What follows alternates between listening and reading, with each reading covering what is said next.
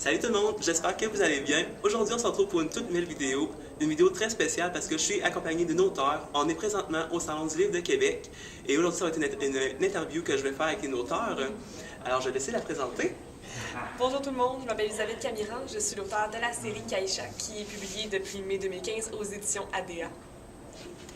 Alors, dans le fond, c'est ça, je vais commencer l'interview et elle va me répondre, puis après ça, on va vous expliquer un peu comment rejoindre Elisabeth, dans le fond, sur les réseaux sociaux. Et je pense que ça peut aussi Twitter, Instagram. J'ai pas Twitter, Pas je Twitter. suis une fan des cavernes en termes de médias sociaux, c'est une honte. Je n'ai seulement que Facebook. OK. Puis un blog que je sais pas à jour, allez-y. Bon, ben, la page Facebook, elle va être dans les infos. Alors, si vous voulez trouver, dans le fond, les livres d'Elisabeth, puis sérieusement, là, je ne vais pas vous en dire non plus trop parce que je vous en parlais dans une autre vidéo, mais j'ai lu la moitié du livre, sérieusement, là, c'est écœurant. Vraiment, c'est super bon. Merci. Alors, première question, pour vous connaître un peu plus, avez-vous un autre emploi avant de devenir écrivaine? Non, en fait, je suis étudiante à temps plein, encore et toujours. OK. Je fais présentement un baccalauréat. En fait, j'ai fait un baccalauréat en psychologie à l'UQAM et là, présentement, je continue au doctorat en psychologie dans le but d'éventuellement devenir psychologue. OK. Donc, je fais les deux en même temps. Auteur à temps partiel, auteur de nuit et psychologue de jour. Parfait, ça. C'est comme moi, tu te tiens quand même occupé, là, Oui, on dort peu. avec tous les livres, tout ça, c'est l'enfer. Deuxième question, ton livre préféré? C'est une bonne question. Question piège. Ouais, non. Je pense que je vais aller avec le livre que j'ai probablement le plus relu dans ma vie, puis c'est Mémoires d'une geisha d'Arthur Golden. OK. C'est un livre qui est vraiment loin de mon style. On n'est pas du tout dans le même univers, mais il y a quelque chose dans l'écriture de cet homme-là qui a fait en sorte que je peux relire le livre 1000 fois, puis c'est comme Pour si je vrai? le faisais pour la première fois. Ah oui, Ah absolument. ouais? Crème, j'allais voir certains, parce que des fois, on C'est tombe sur des magique. bijoux, là. Oh oui, totalement. Super, merveilleux. Troisième question, est-ce que ça a été difficile d'être publié? Oui, Ouais. dans mon cas. Ça dépend des auteurs, ça dépend des années, ça dépend des maisons d'édition. OK. Moi, ça m'a pris un peu plus qu'un an à envoyer mon manuscrit à plein de maisons d'édition. J'ai essayé des grosses comme des petites. OK. J'ai reçu plusieurs refus. Puis Ok. finalement, c'est à peu près après un an et demi à avoir commencé à égrener puis à l'envoyer que ADA m'a répondu par la positive. OK. As-tu envie un peu de lâcher comme l'écriture, vu que tu as eu quand même des refus un peu, tout ça, non? Lâcher l'écriture, jamais. Jamais? Non, parce OK. que j'écrivais pas pour être publiée. J'écrivais parce que j'avais cette histoire-là dans la tête, cet univers-là que j'avais besoin de sortir. Ça, c'est le fun. Ah oui, c'était vraiment, au début, c'était uniquement pour ça. J'écrivais pour le sortir. OK. Puis c'est sûr que veux pas avoir beaucoup de refus, c'est super déprimant. T'as envie juste d'abandonner et de te faire publier. Puis j'avais même commencé des démarches pour me publier moi-même. J'avais Ok. commencé à explorer comment ça marchait. Parce qu'au final, je voulais juste être lue. Ouais, c'est ça, c'est Fait vrai. que même si c'était par presque personne, par mes propres moyens, si je pouvais y arriver, je l'aurais fait. Ouais. Finalement, c'est alors que je commençais mes recherches qu'ADA m'a répondu. Donc voilà, j'ai pas eu besoin. Félicitations, en tout cas, Kim. C'est super le fun. Quatrième question. Est-ce que vous avez toujours rêvé d'être publié ou bien c'est venu plus vers la fin du tome 1 que vous avez écrit? Le rêver, oui. Ouais. C'est sûr. Je veux pas, dès le moment où j'ai commencé à écrire adolescente, je rêvais d'être publiée. Ouais. Ça, je pense, c'est un rêve que n'importe qui écrit a, quelque part. Ouais. Mais est-ce que ça m'empêchait d'écrire? Non. Au sens où, est-ce que je me disais, si je suis pas publiée, j'écrirais pas? Non. Ouais. J'écrivais d'abord pour moi, avec le petit espoir qu'un jour ça puisse mener à ça. Puis je suis super contente que ça l'ait fait. Puis ça l'a mené à ça. Cinquième question. Est-ce que tu peux nous décrire ton roman, justement, Keisha, Oui. le premier tome? En fait, l'univers de Kaïcha tourne autour de 5 grandes nations, qui sont 5 nations extrêmement différentes, autant dans leur culture que dans leur climat, et elles se détestent. Elles sont incapables de s'entendre. Le problème, c'est que lorsqu'un enfant naît de parents de 2 nations différentes, cet enfant-là est surnommé un enfant de 2 mondes et il est considéré comme une erreur de la nature, parce que ses parents n'auraient jamais dû se rencontrer. Nous, on suit les aventures d'une de ces enfants-là, Kaïcha. Alors qu'à l'âge de 13 ans, elle essaye de retrouver la trace des parents qui l'ont abandonnée. Et ça se passe pas comme prévu. Ok. Elle va vivre des horreurs, mais en même temps, c'est à travers ces horreurs-là qu'elle va devenir une guerrière redoutable qui va finir par changer les règles du jeu dans son monde. Puis quelque chose qui est comme intriguant, c'est qu'Elisabeth, elle a dit « enfant de 2 mondes », sauf que c'est l'enfant des 3 mondes qui est écrit sur le roman. Eh oui! Intrigue. Intrigue! Je ne donnerai pas les spoilers. Sixième question, est-ce qu'il va y avoir un 3e tome ou bien c'est plus une dialogie? Il va avoir 3 tomes. En fait, il était censé avoir 3 tomes seulement au début. OK. Jusqu'à temps que je me rende compte que j'écrivais beaucoup plus que ce que je pensais. Donc finalement, ça va être 4 tomes au final, mais je suis en train d'écrire le 4e en ce moment. Le 3e s'en vient cet automne, en octobre 2016. OK. Puis après le 4e, c'est terminé pour l'histoire de Keisha et j'aurai fait le tour. Est-ce que tu as une idée, une date un peu, ce que le 4e tome que tu vas le terminer? C'est dur à dire. J'espère le finir, moi, dans le fond, cette année, ce qui voudrait dire que pour vous, il sortirait en 2017. OK. Normalement, si ça va bien, ça devrait être ça, mais je préfère pas donner de promesses parce qu'il y a tellement de choses qui peuvent arriver. On ne sait jamais les délais qui peuvent arriver. C'est donc, vrai. ouais. J'essaye. S'il y a un an entre les deux, je serais vraiment contente. Parfait. Ouais. En tout cas, on a hâte de voir ça. En tout cas, moi, j'ai hâte de voir ça, en tout cas, sérieux. Pression. Ouais. Question 7. Avez-vous l'idée en tête comme un plan ou bien vous avez écrit au jour le jour? J'avais un plan. Quand j'ai commencé à créer l'univers puis que l'histoire a commencé à se bâtir, je savais pas mal d'où je partais et où je voulais m'en aller. OK. Et il y a certains éléments majeurs de l'histoire qui étaient prêts à l'avance. OK. Je savais exactement où je m'en allais. En fait, c'est un peu comme le squelette était prêt.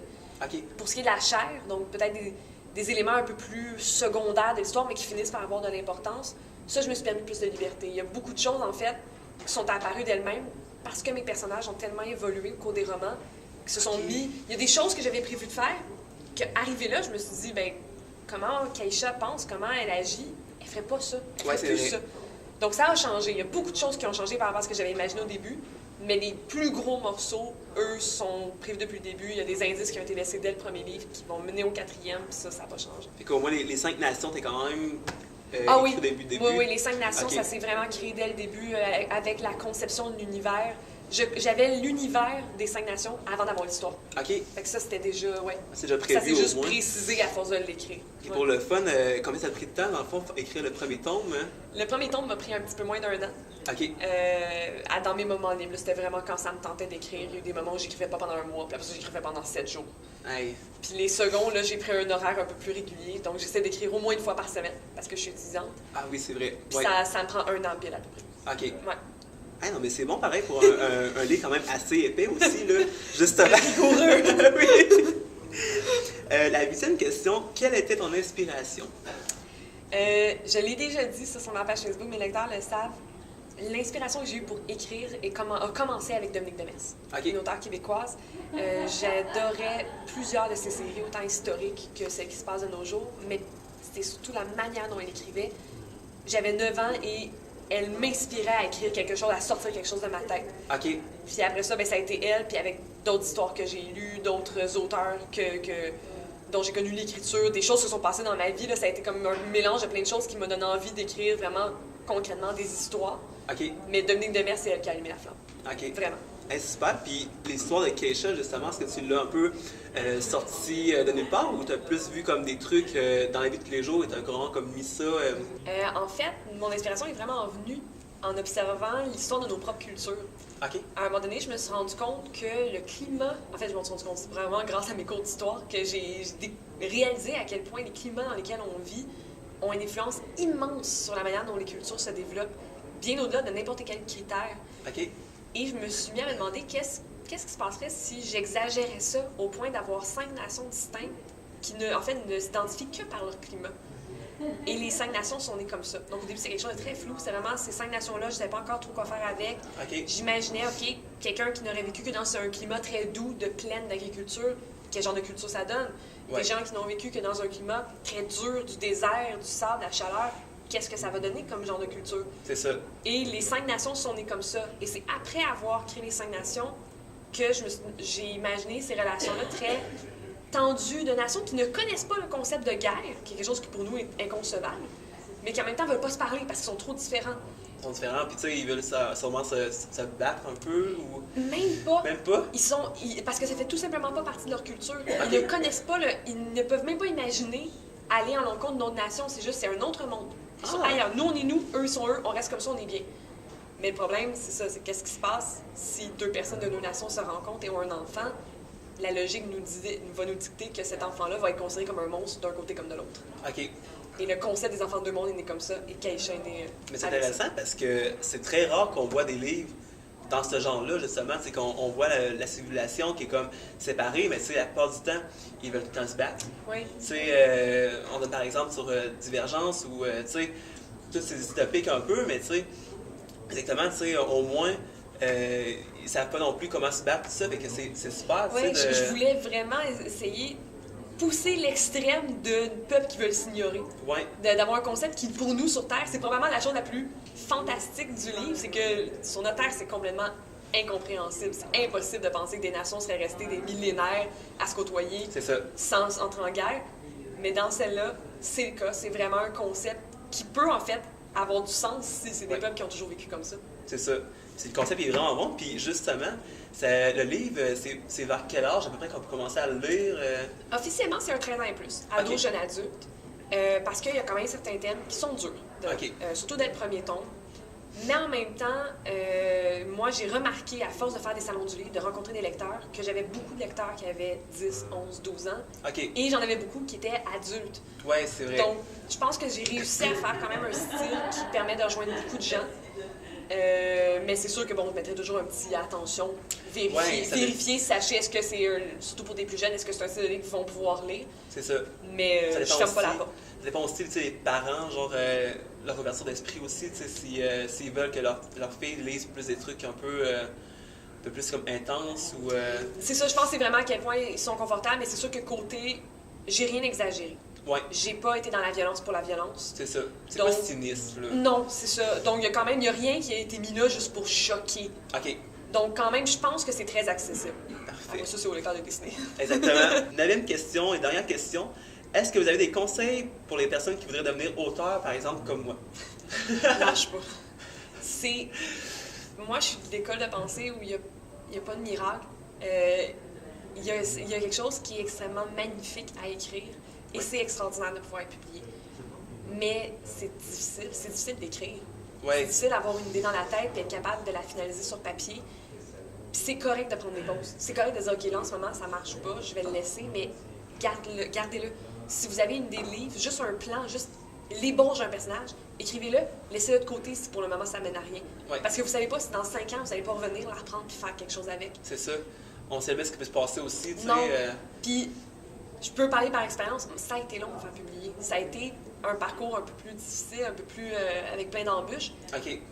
Mais ça en vaut la peine parce que même si au final vous êtes refusé, si vous allez trouver un moyen, moi j'ai failli me publier moi-même, vous allez trouver un moyen de vous faire lire. On a Internet, on a tellement d'options. Ça vaut la peine de continuer. Puis je pense qu'il ne faut pas se décourager d'un côté, mais je pense qu'aussi il faut rester réaliste par rapport à c'est quoi le domaine de l'édition, puis que c'est pas nécessairement que notre livre est mauvais parce qu'il est refusé. C'est ça. Il y a 1000 raisons pour lesquelles un manuscrit peut être refusé par une maison d'édition. C'est difficile, il faut l'accepter, il faut pas se leurrer, mais il faut pas se décourager. Exactement. Tu sais, en même temps, c'est le fun de ne pas pouvoir lâcher aussi, tu sais, c'est comme ton bébé dans un sens, tu sais, même avec les refus, tu sais, que tu as pu recevoir auparavant, tu sais, ton livre est né finalement. Oui. Tu sais, il faut pas lâcher justement, c'est quand on écrit tout ça, puis à un moment donné, ça peut venir à quelque chose de super intéressant, tu sais. Moi, autant quand j'ai eu des refus de maison d'édition, ça me faisait mal, autant j'avais fait lire mon roman à beaucoup d'amis. Pas juste des membres de la famille, mais des amis, puis des gens qui pouvaient critiquer assez facilement. Puis, j'avais tellement eu plein de belles critiques. J'avais pas une personne qui m'avait dit « Ah ouais, mais c'est quoi finalement pas mon style? » C'est ça. Tout le monde me répondait « Élie, c'est bon, écris la suite, on aime ça. » Et je me disais « OK, mon roman, il y a quelque chose de bon là-dedans. J'ai réussi à trouver quelque chose qui était intéressant, qui valait la peine d'être lu. Puis si les maisons d'édition ne peuvent pas le voir, ben, tant pis pour elles, ça va être leur perte. » C'est ça, exactement. ADA, il a vu quelque chose, puis depuis, c'est juste magique. Là. Exactement. Puis tu sais, j'entends dire aussi que pour trouver quelqu'un, pour lire ton roman, justement, il faut quasiment que tu trouves quelqu'un, une personne qui pourrait dire « Ah, Elisabeth, ta jaquette est vraiment laide. » Tu sais, c'est vrai. Oui, il faut. Moi mes deux pires critiques, c'est ma mère et ma belle-mère. Ah ouais? C'est les deux personnes avec tous les débuts de romans que j'ai écrits dans mon adolescence. Je leur ai toujours fait lire à elles. Puis c'est elles qui me disaient j'avais un bon filon ou non. Et elles sont dures. Elles sont d'excellentes critiques. Ouais. Et la majorité de ce que je leur ai fait lire, elles disaient ouais, ok, intéressant, je sais pas. Puis celui-là, quand j'ai terminé, je dis lisez-le. Ouais. Et les deux me sont venus en disant c'est bon.